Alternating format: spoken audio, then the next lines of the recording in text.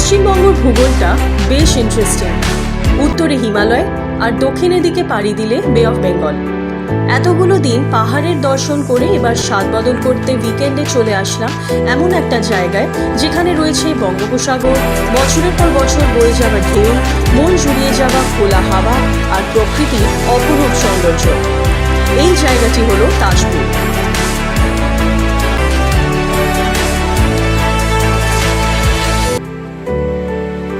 আমরা রয়েছি লাভ রিসর্টে, আর এটা সেখানকার খাবার ঘর। এই রিসর্টে চিকেন, ডিম, মাছ এবং নিরামিষ খাবার সবই পেয়ে যাবেন। আর হ্যাঁ, এটা পেট ফ্রেন্ডলি রিসর্টও।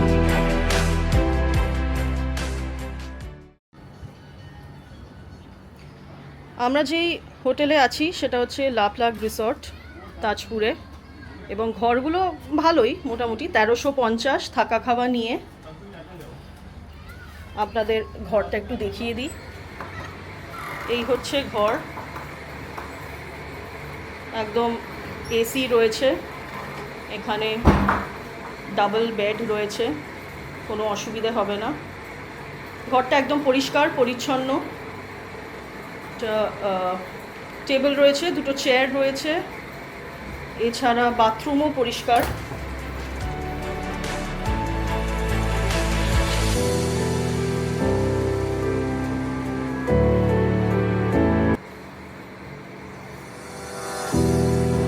এইটা হলো রিসর্ট থেকে বিচে যাওয়ার রাস্তা।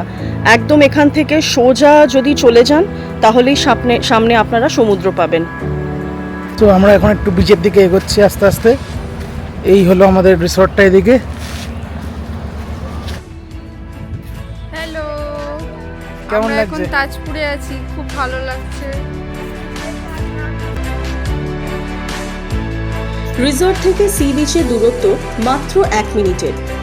ভোরবেলা আর সূর্যাস্তের সময় এখানে যেতে দারুণ লাগে। কিভাবে যে সময় কেটে যায় টেরও পাওয়া যায় না।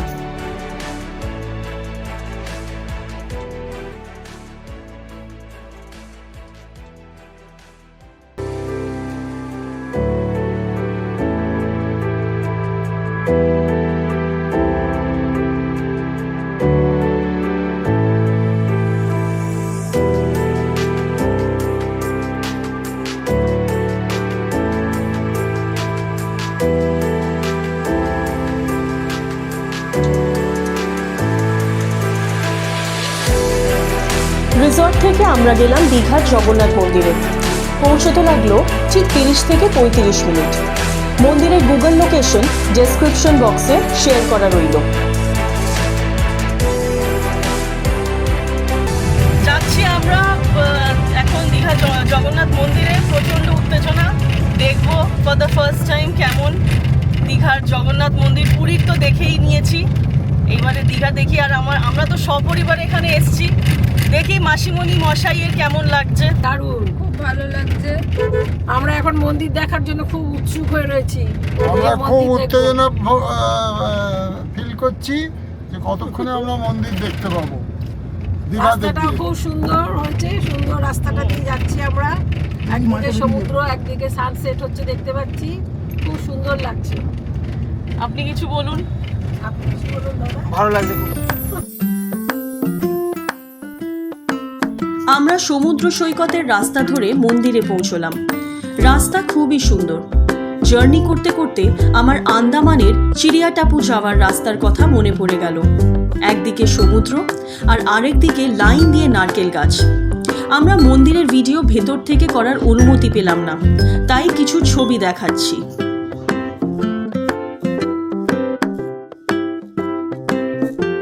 পরের দিন গেলাম তাজপুর লাইট হাউসে। আমাদের রিসর্ট থেকে গাড়ি করে ঠিক 5 মিনিট। এটা রোজ দুপুর 3টে থেকে বিকেল 5:30 পর্যন্ত খোলা থাকে। লাইট হাউসের একদম ওপর থেকে নদী আর সমুদ্রের অপূর্ব মোহনা দেখতে পাওয়া যায়। আমরা সিম্বাকেও নিয়ে গেছিলাম, ভীষণ এনজয় করেছিল।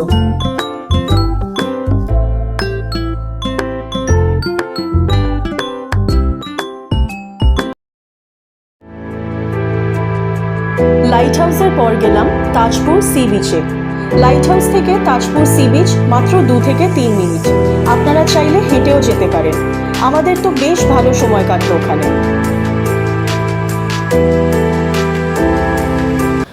লাপ্লাজ রিসর্টে আমি আগেও এসেছি, কিন্তু এইবারে আমি সপরিবারে আমরা আসলাম।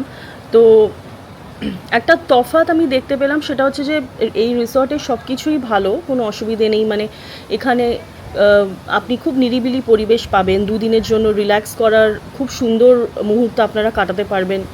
কিন্তু একটা জিনিস যেটা আমার অ্যানয় করলো আমাকে, সেটা হচ্ছে যে এখানে প্রচণ্ড লোডশেডিং হয়, ভীষণ। মানে দিনে 20 থেকে 30 বার তো লোডশেডিং হয়ই, যেটা আমরা জানতে পারলাম। আর হচ্ছে তবে জেনারেটর আছে।